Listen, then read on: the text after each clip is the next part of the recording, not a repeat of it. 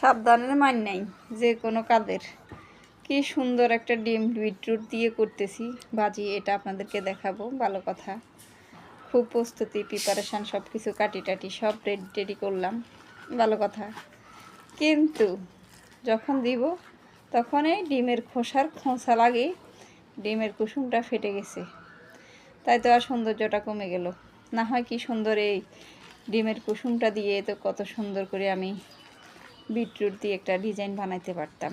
কি আর করা, সেই পরিকল্পনা তো আর রেখে দিলাম, অন্য একটা সিস্টেমে এবার একটা ডিজাইন দেখাই দিলাম।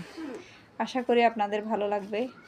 যদি ভালো লেগে থাকে একটা লাইক দিবেন, পাশে থাকবেন, কমেন্ট করবেন, আর নতুন নতুন সিস্টেম ডিজাইন দেখবেন। বিটরুট খাওয়া স্বাস্থ্যের জন্য অনেক ভালো, কিন্তু বাচ্চারা তো একদমই খেতে চায় না। তাই ডিমের সাথে দিয়ে দিতে পারেন, সালাতের সাথে দিয়ে দিতে পারেন। রমজান মাস, এভাবে বাচ্চাদেরকে উৎসাহ দিয়ে খাওয়াতে পারেন, তাহলে মন্দ হয় না আসলে।